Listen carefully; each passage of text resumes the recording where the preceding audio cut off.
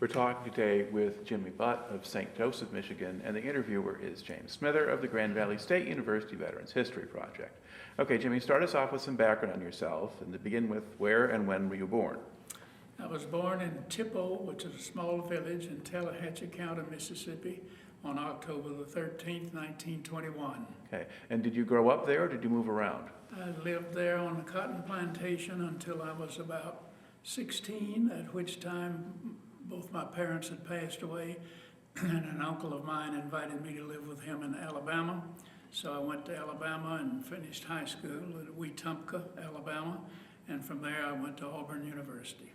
All right. And now, when did you finish high school? In 1939. Okay. All right. Now, what was life like for you in the 30s? Because there's the Depression going on. Were you able to keep your property, or? No, the Depression hit where I was in the early 30s, and virtually all the farmers, the plantation owners, lost their farms because they had borrowed money for the year anticipating cotton at about 30 cents a pound, and when it was time to sell, it was selling for 6 cents a pound. And so they, having advanced money to all of the tenants, as well as advanced money for the seed and the fertilizer and the animals and living and taxes and so forth, and they couldn't pay them. So I think roughly 80% of the farm plantations in the Mississippi Delta went bankrupt during that period. Okay. Now, you use the term plantation. I think a lot of people associate that with, gone with the wind and giant expanses of land. How many acres did you have? I don't know exactly, but it was several hundred, okay. Probably 600-700 in that range, but I'm not sure. So it's a good-sized farm for the period, but it's not one of these really massive things by any means. Right. All right. Now, during that, let's say, so you finish high school in 39 and then start college. Yes. Then after that, go to Right. Auburn. All right. And while you're in college, and then was Auburn a school that had an ROTC requirement? Yes, all male students had to take 2 years of ROTC. That's Okay. how I got introduced to it. All right. And so for you, that's sort of 1939 to 41. Right. Now, well, in your first 2 years then of college, were you paying much attention to what was happening in the world, the No. war in Europe, that kind of thing? Didn't even know what was going on. All right. I was having fun. So what did the ROTC instruction consist of at that point, those first 2 years? Well, it was horse-drawn artillery we were in, and so I loved riding horses. I kind of enjoyed drilling too. That was fun. And so I just thoroughly enjoyed the ROT, wearing the uniform. Of course, back then, to go home, we hitchhiked, and you could wear your uniform to hitchhike, and everybody would pick you up, so you had no trouble traveling. So there are a lot of advantages there. So that's why I thoroughly enjoyed it. Okay. Now, did you stay in the ROTC for the third year? Did you decide to go for all 4 years? After 2 years, we had the opportunity to apply for advanced. I was paying my own way through college. So since advanced ROTC paid $21, I think it was, a quarter, that was big money back then because you could go to college for $400 a year. And so I eagerly applied for and was accepted into advanced ROTC. Okay. Now, of course, it's while you're in that Pearl Harbor happens. How did you learn about Pearl Harbor? Well, we had applied for advanced ROTC and accepted in the spring of 41. And then in December of 41, December 7, you know what happened. And so since we were in the ROTC, advanced ROTC, we knew that we were subject to being called at any moment. So we just thought, hey, we'll be going tomorrow. So we forgot our studies, quit studying, and we just had a good time saying goodbye to everybody for a period of time until finally our PMS&T, Professor of Science, Military Science and Technology, called us in and said, hey guys, sure you're going. Yes, you're in the Army, but you don't go till they call you. In the meantime, get back to your studies. A few of us did, most of us didn't. The ones who didn't, did they just drop out? It ended up that we were able, they did not call us until we graduated. So I went from December of 41 until February of 43 and graduated in February. They had asked us to go through summer school, so we graduated early. But since we had not gone to summer camp, then we were not yet officers. So they inducted us as corporals and sent us directly to officer candidate school. Okay. And where was that held? In my case, that was Fort Sill, Oklahoma, which is the Field Artillery Training School. Okay. Now, what was the training there like? Oh, it was awful for a college guy.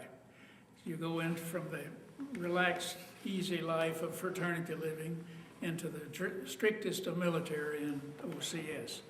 So we had to get into these huts, and you'd have to line up your clothes all in the same direction, the coat hangers facing the same way, everything spit and polished, your shoes shined and lined up under your bed, your covers on your bed taut so that you could drop a dime from one foot and it had to flip over, and so forth. So that frustrated we college boys. Okay. Now, were the drill instructor, I mean, were you all college boys together, or were you mixed in with other people? It was a mixture of college. It's probably 50% college, mainly from Auburn and Princeton. And then the rest of the class was people from the military itself. Mm-hmm. So we were a mixture, and that was good because they could teach us things we didn't know, like how to assemble weapons and how to dress and how to drill and so forth. And in our case, we could teach them fundamentals of artillery, which we had learned in ROTC. Okay. So it was a good combination to put us together. So sort of Auburn and Princeton, maybe some of the few places that had an artillery ROTC.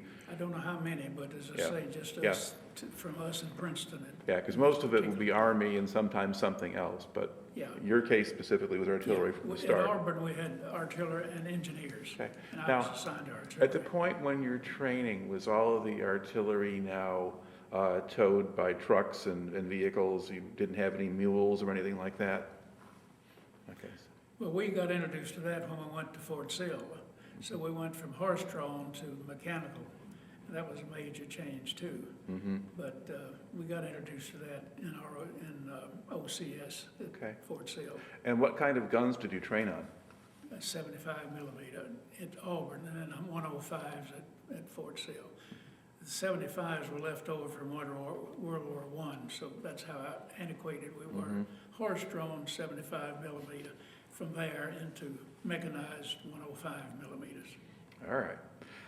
And what kind of jobs did you train for? What did you learn there? They assigned me, after I graduated from basic OCS and got my commission, then I was assigned to survey school. I presume that was because I saw on my record that I had graduated in engineering and I had survey courses. So it was easy for me to adapt to field artillery survey. Okay, and so what does someone actually do with that? I mean, what was your job? Yeah. You go out with a blank sheet of paper, and there are guns and positions 200-300 yards apart. So you set up this instrument which serves the purpose of a transit, except it's more durable and not nearly as accurate. But you don't have to be quarter of an inch. You could be within a yard in artillery, and that's plenty close. So you'd use that instrument like a surveyor's instrument and a chains to measure distance, and you would plot distance and direction and plot the position of the guns. Then you'd go up to the target area and set up two instruments, maybe a couple of 100 yards apart, zeroing one another, turn angles to reference points in the target area, and then if you know two angles and one side of a triangle, then you can pinpoint any other point on the triangle. And so that's where we located positions in the target area.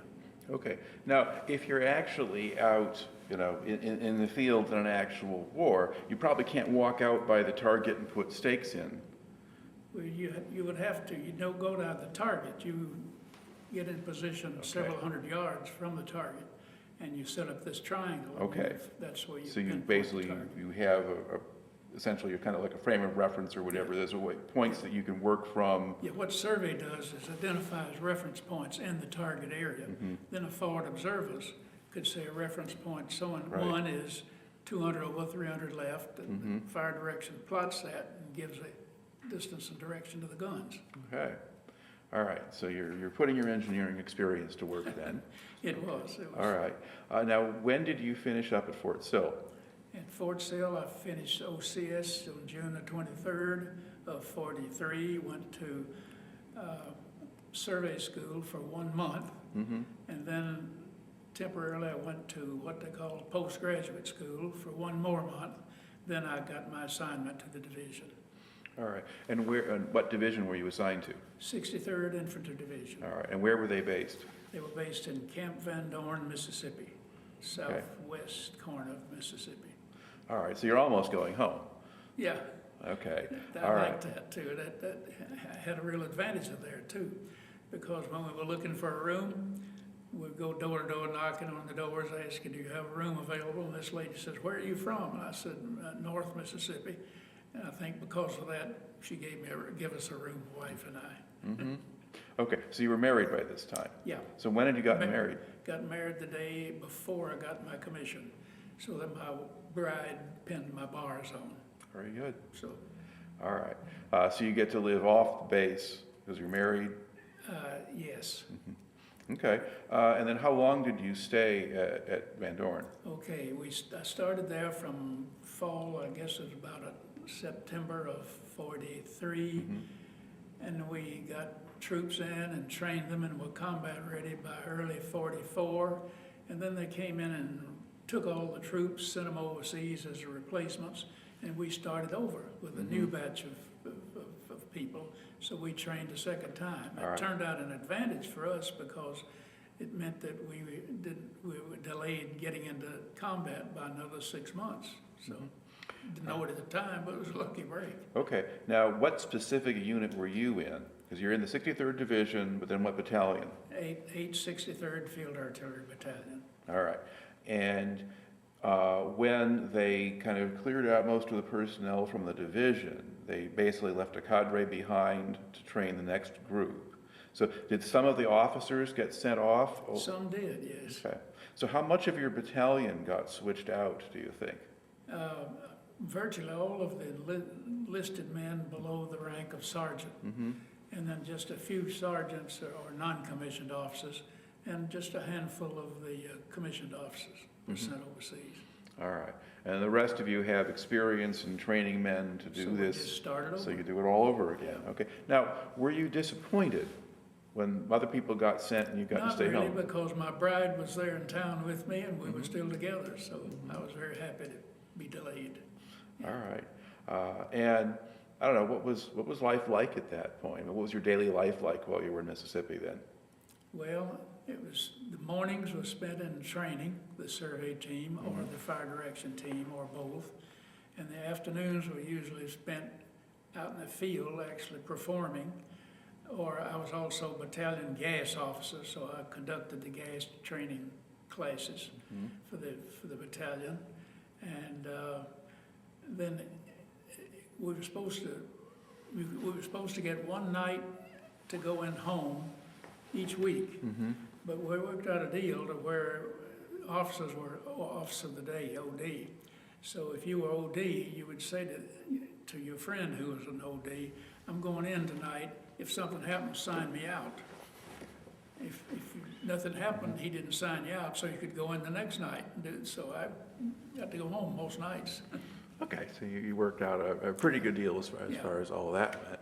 Okay. And while all this is going on, are you following the progress of the war?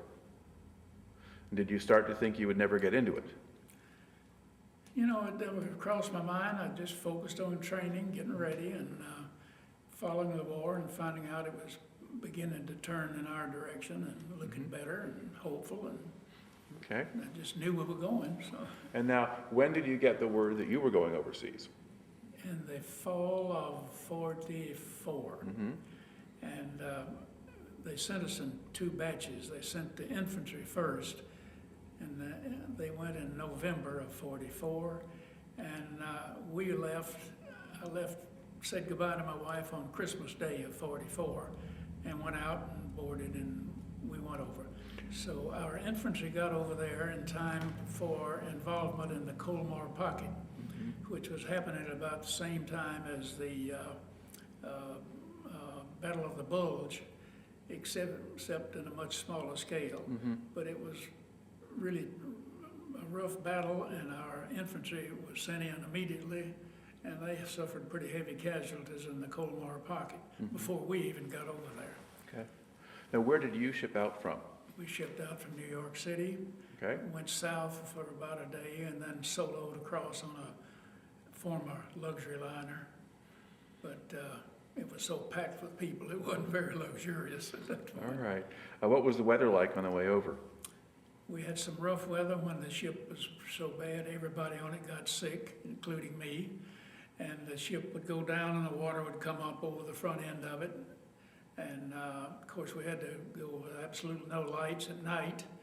And we'd have to go from the officers' quarters down into the hold and take turns staying with the infantry. And you could appreciate the misery they were in down there with the so packed and vomiting, and the smell was terrible and so forth. So no wonder everybody got sick.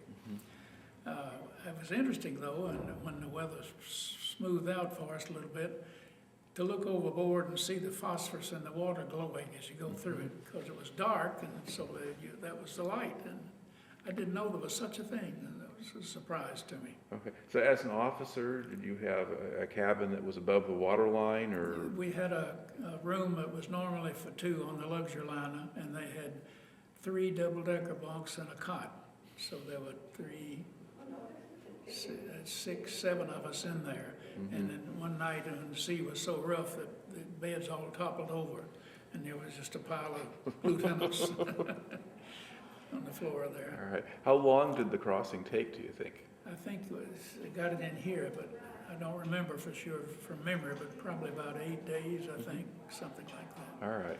And then where did you land in Europe? At Marseille, Okay. France. So did you go through the Straits of Gibraltar during the day or at night? We went through Gibraltar, and we had the rumors that there was a submarine waiting for us there, and 2 destroyers came out and met us, one on each side, and escorted us through there. And we were told that if somebody fired a torpedo toward us, the destroyers would intercept it and not let it hit us. Thank goodness that didn't happen. I'm not sure how that would have worked, but okay. Yeah, so you had the escort and went into Marseille, and then what happens when you get to port? To port? Yeah. Well, we just got overboard, landed, went inside, and they took us to a hill, a plateau kind of a thing, cold, it was bitter cold, January. And we were pitched tents and billeted in tents. And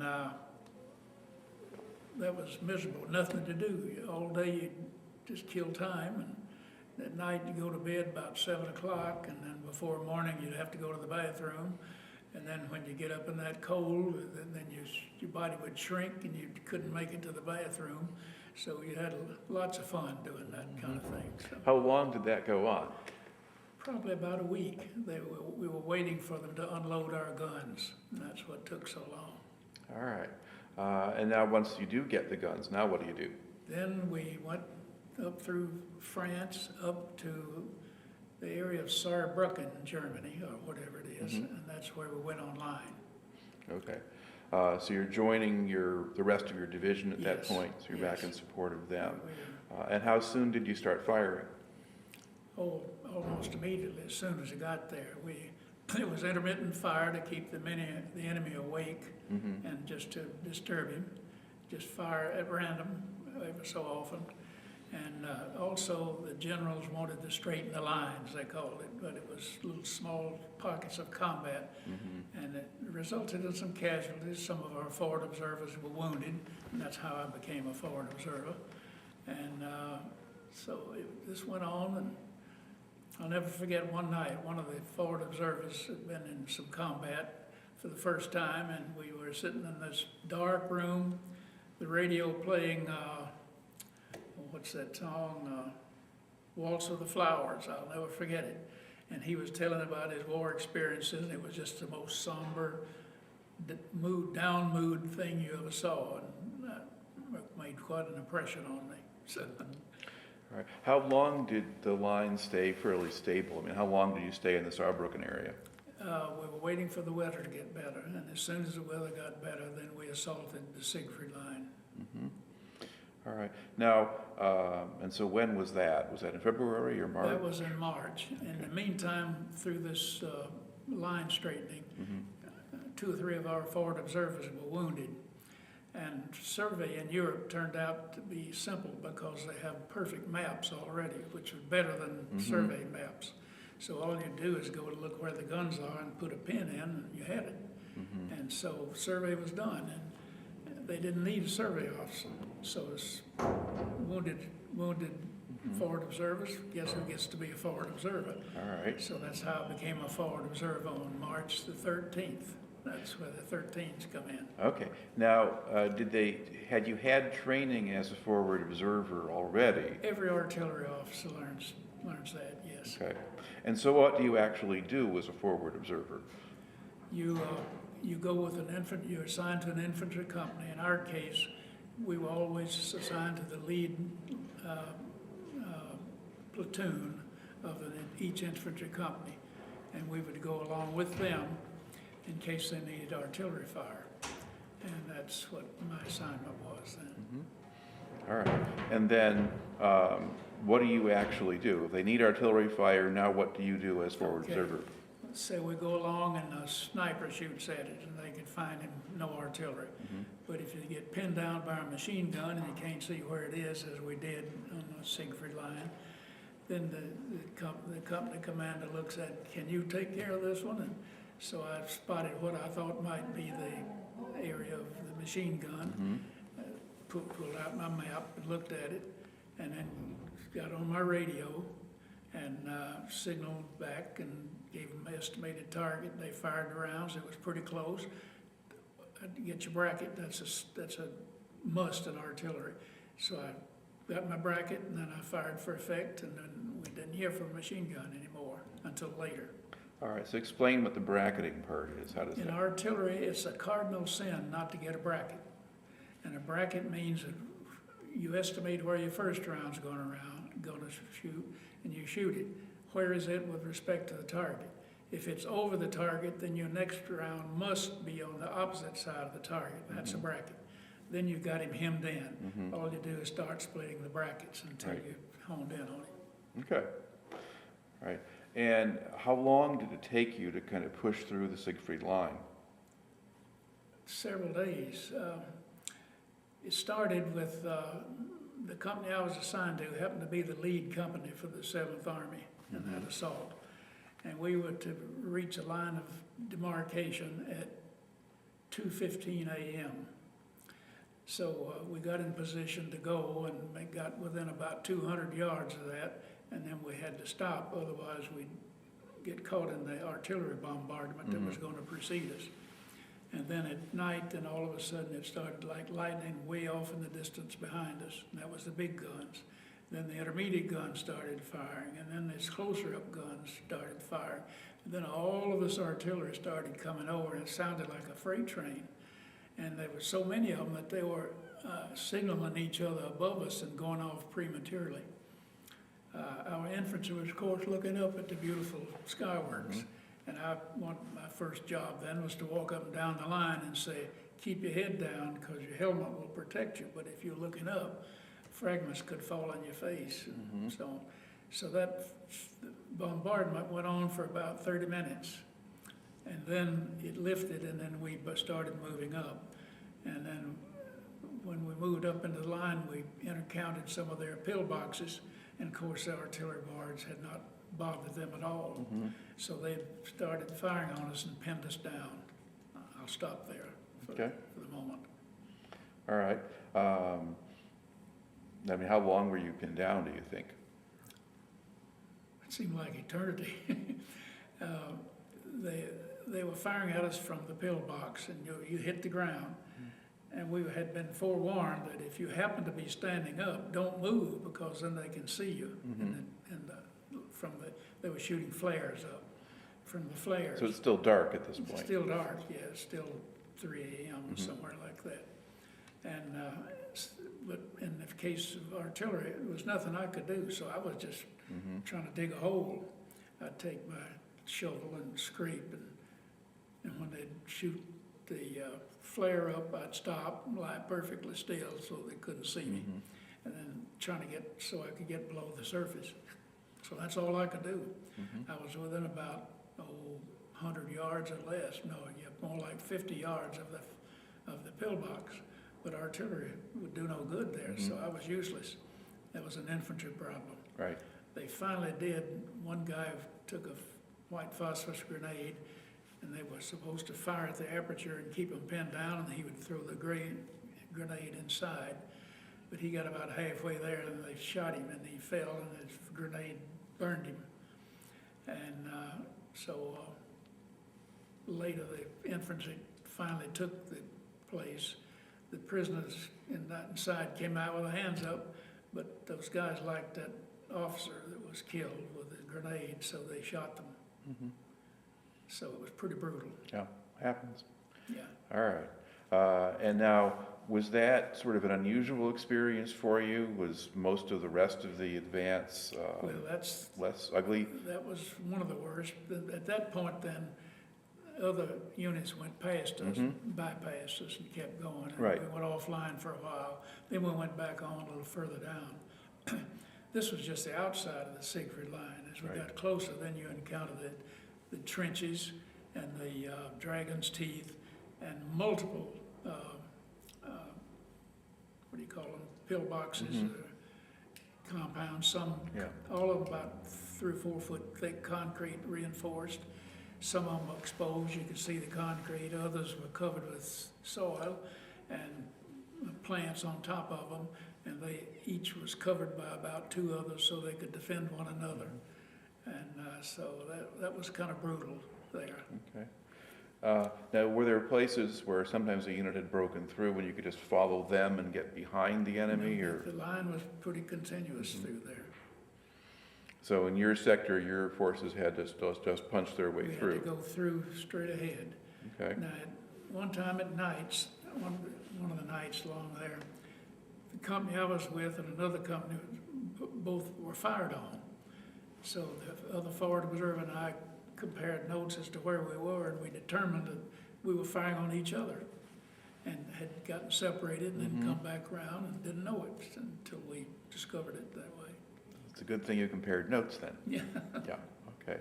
Now, Saarbrucken area is on the west bank of the Rhine, and in March of 45, we start pushing across the Rhine in different places. How long did it take you to get to the Rhine, do you think? Okay, after that experience I just described, it probably took us 2 or 3 more days to get through the Siegfried Line. But once we got through it, then the tanks came, and of course then they went rushing in, and we followed them, and just as fast as we could. And the concept was that we didn't want to allow the Germans to fall back and then form another formidable defensive line, but to keep them dispersed and disturbed and disoriented or whatever.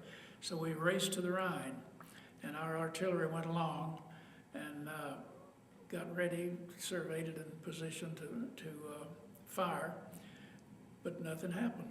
And ended up, got across the Rhine with no fire on it. And then finally somebody spotted what they thought might be a target over there, and everything fired on them. But we had crossed the Rhine. And then Now, had you crossed on a bridge or pontoon bridge? Or? The engineers laid a Okay. pontoon bridge, and then we all went across it. And then that's when what we call the rat race began, the rat race through Germany, and that's a whole new phase of war, as far as I'm concerned. Okay, can you describe that then? What was that? It's a part of the project of occupying as much territory as possible, keeping the enemy disoriented. So we went across the Rhine, and then our division was ordered to turn right or south. So we headed south, and we went, the route was through like Heidelberg, Schwäbisch Gmünd, Ulm, all the way to the Austrian border. And then we were relieved by the 36th Division, which the very next day captured Hermann Goering. We didn't get to capture him, but we did liberate the Landsberg Concentration camp. concentration camp. I did not personally see it, but our division liberated it. And somewhere in my files, I've got pictures of the bodies stacked up like you see them so often. All right. Now, as you're doing this, were you encountering any opposition? Oh, yes. You'd go rat racing and nothing would happen for a while, and then all of a sudden you'd get pinned down. And one of the episodes I describe in here is the little town of Fortenberg. We had moved into position over it, and I could, from my position on the mountain, I could observe this town below. And I surveyed it with my field glasses. I saw absolutely nothing to shoot at, just empty homes. And I fell asleep because we got no sleep day and night. You just go, you get an objective, 30 minutes to an hour later, you get orders to go take the next one, then you get the next one. Food didn't keep up with us. We'd have to use D-bars and stuff like that to keep energy.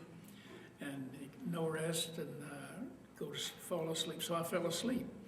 And then the phone rang and it was headquarters saying, "Why haven't you fired on, can you observe the town?" I said, "Yes." "Why haven't you fired on it?" I said, "I've not seen a suitable target." They said, "Well, your orders are just on the center of town." So then I did, and I got my glasses, and there was a woman hanging clothes in the backyard. So I fired a little bit away from her, but I did adjust on the center of town, and as soon as I did, they began firing on my mountain. Fortunately, it was 100 yards to my left, not where I was. And turned out, eventually not eventually, but a few hours later, our infantry crossed the river and then approached it, and I was able to watch the battle occurring, and the infantry coming in, getting fired on, they jump in the ditches on the side, tank pull up and shoot a building, and then it went on through the town. And then we later went through the town, and there were women and children sitting on their front porches with bloody ankles and heads bandaged up and so forth. And we took the town, went beyond it, and beyond it was a ridge, and there was an interstate. Autobahn. Yeah. And they had paved the center section and painted it green, and then in the woods away from it a little bit were a number of jet airplanes, which we did not have at that time, jets, without engines. And we learned later that that town was producing jet engines. So our intelligence must have learned about this, and that's why we were rushed to take that town and why it was heavily defended. I never saw the jet engines, but we heard that they were manufactured underground, and they were trying to get those planes going, and we beat them to it. All right. Now, as you're making this kind of advancement, how much are you actually seeing of the civilian population? You mentioned these. Not much, just those few women sitting on their front porches, consoling one another as we went through. Now, were you getting any German soldiers surrendering? Were you seeing POWs by then? At that point, they had not started, but within a day or two later, they started surrendering in great numbers. All right.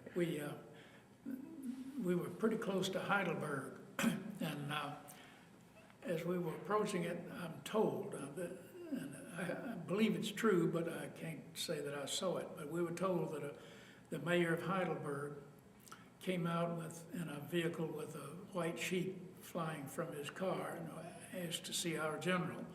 And apparently they connected them, and he said, "If you'll not fire on the town, I promise you we'll have everybody indoors and you won't be disturbed." Because shortly after we did go through the town, every door was closed. We just went straight through it, and nobody fired at us or anything. So beautiful Heidelberg was preserved that way. All right. Now, then after that, do German military units start surrendering, or do you start to see POWs passing you? Then the rat race was still underway. That's all part of the rat race. And we started going through these remaining, some of the towns are listed in here. I don't remember them from memory, but Schwäbisch Gmünd, Schwäbisch Hall, Ulm, I don't know, a bunch of them. But we would go from one to the other, and every once in a while you'd get fired on, and rarely did I have an artillery target. It was just usually an individual sniper. But they began surrendering to us in great numbers, and we would simply take them, take any weapons they might have, and since we were a combat outfit, we couldn't take prisoners. We'd just tell them to march to the rear.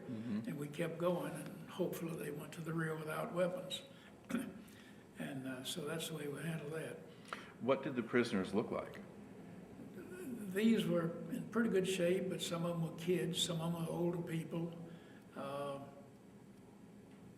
That's about it. Just a little bit of everything. All right.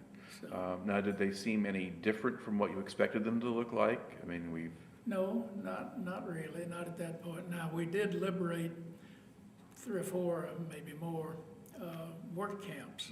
And that was miserable. It's like the Japanese lady was telling about. There's barracks-like facilities, women and children and men all in the same barracks. And in every case, they were covered with lice. And we had crews would come through and spray them with lice. They'd stick under the women's dresses and blow the spray up underneath them and so forth. And so we would cut the wires and release these people and tell them to go to the rear because we couldn't handle them. And it turned out, though, that some of them began to break into isolated homes and rape and rob. So we had to round them back up and put them back behind fences again. So. And these are largely people the Germans were using as slave laborers? Slave laborers, they were from all countries, mostly Poland and Russia, but also France, all the Balkan countries, all through there. So a little bit of everything. Okay. Now, where were you when the war ended, or at least the war in Europe? When the war ended was after we were finished on the line, we pulled back, and they call it the Army of Occupation. They anticipated that the German underground would be formed by the SS or the Gestapo, and we fully expected that they would do bombings and things like that. So all of the Army was spread out over the entire country. We had a county that our division, our battalion covered, and I was in the headquarters battery, so we took over the county seat in effect. There was a huge German mansion there owned by some German industrialists, so we told them to get out, the family, and they did, and so we took over. 3 stories, I don't know how many bedrooms, I've forgotten, big living room, grand piano, swimming pool out back, horse stables across the street. So our routine was to get up in the morning, stand reveille, then go have them saddle up the horses, and then go horseback riding up in the mountains, come back down to a delicious meal prepared by a German luxury line chef who happened to live in that town, so he was our chef. And then after a delicious lunch, we'd go out in the swimming pool, enjoy that, and come back for supper, and then sing around the piano. So it was a rough war. So how long did that go on? Maybe 6 weeks, so not long enough. All right. Now, before the surrender, are there other things that stand out in your memory about the campaign across Germany or in Europe? I think the thing that impressed me the most was going without sleep for so long during the rat race. There's no sleep, no rest. You'd maybe, a maximum, you'd take over a home and jump in somebody's bed and sleep for a maximum of 1 or 2 hours, and then you'd have to get up and go to the next objective. And no baths during that time, eating just the candy bars primarily, occasionally a sea ration you'd get. And that's the most impressive thing to me about it. Okay. Now, at the first part of the time, when you're back in the Saar area before you really began moving, did you have field kitchens and hot food and things like that to some extent? Finally, after we got back in with the division itself. Yeah. Okay. All right. Now, when did you leave Europe? I mean, did you, after that first duty guarding your county, did you stay on longer than that? Yeah. After we found out there was not going to be any underground, then all of a sudden they ordered us to go back in the field and start training for the invasion of Japan. So about 1 or 2 days after we got in the field to get started, they dropped the atom bomb, and so then we rejoiced. And from that point on, it was just a matter of getting home and who had the most points. And I didn't have many because I hadn't been over very long, and I didn't have any children, and so my points were pretty low. So I got transferred into military government. And that was a little interesting. My assignment was in Karlsruhe. And in Karlsruhe, I was in what they call the food and agriculture section.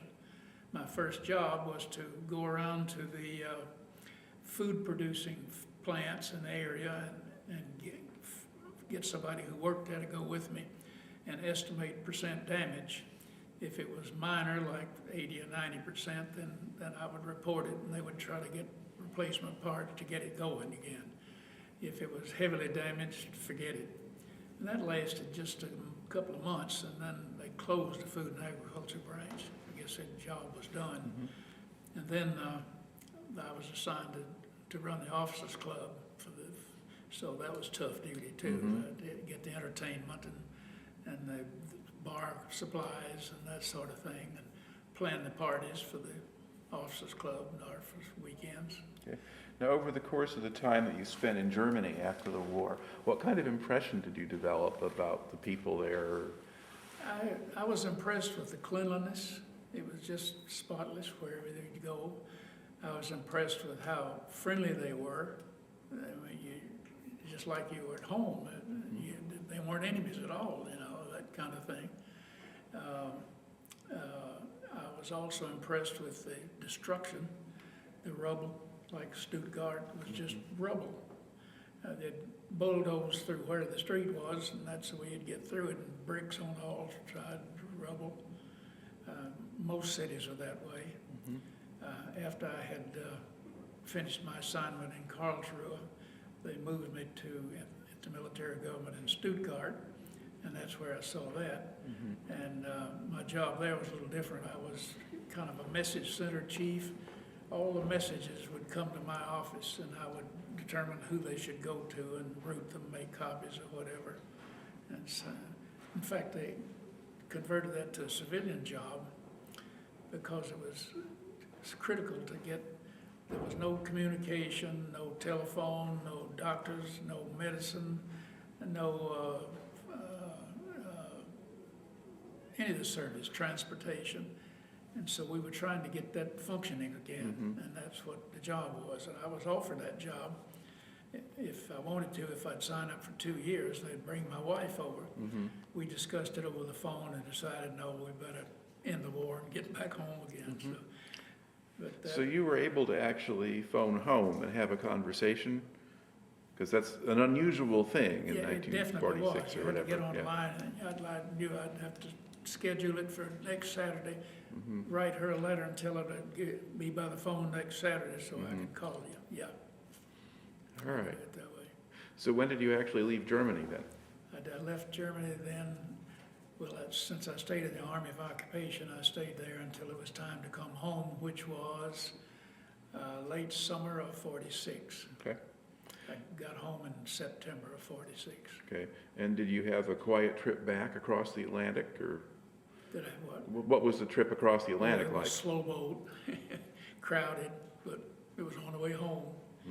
Probably took, I think I got on it in the town in Germany, North Germany. I forget the name of it. Bremerhaven or someplace like that? Right on the coast of the, what's the sea, the North Sea? Yeah. Yeah. Okay. And where did you land in the States? And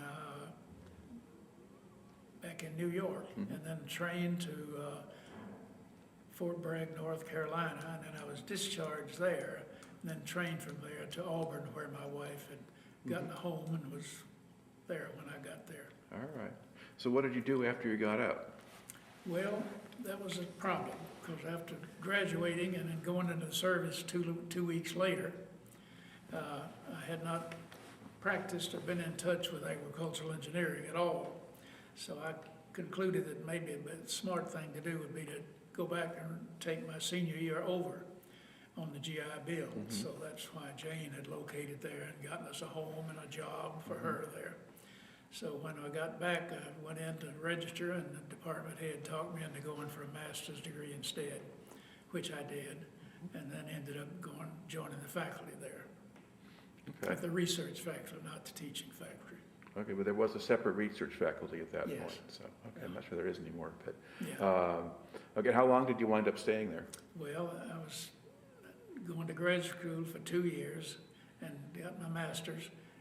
Signed on as, that would have been in 48, 46 to 48, and then from 48 to 56, I was on the research faculty there. And then interviewed for this job that brought me here and was selected, and here I am. All right. Now, to look at the time that you spent in the service, how do you think that affected you, or what did you learn from it? What did I learn from it? Well, in the first place, I was most impressed with how united and as one this country was during the war. It was just very impressive that everybody that I knew, I'm sure there was some objection, but everybody was doing their thing, whatever it was, from the housewives doing work and so on, to, I think, often overlooked is the farmers. They had old tractors, old equipment, because the farm machinery manufacturing companies were making weapons. So the farmers were making do on old equipment, and yet they fed this country and England and part of Russia and who else. So as a result of that, after the war, we came back here, and when I came to this job, it grew rapidly, but mainly because there were so many people that been in the Army, came back and got their degrees, or came back and went to their companies and started making equipment again. The country was booming. And so ASAE, where I worked, was growing rapidly. And it was just good times to be there. So, did I answer your question? Yeah, Okay. because that's a very open-ended question, Oh, so it's okay. whatever kind of comes to mind there. Okay. All right. Well, thank you very much for taking the time to share the Thank story you. today. Thank you. I hope it's coherent. Oh, yeah.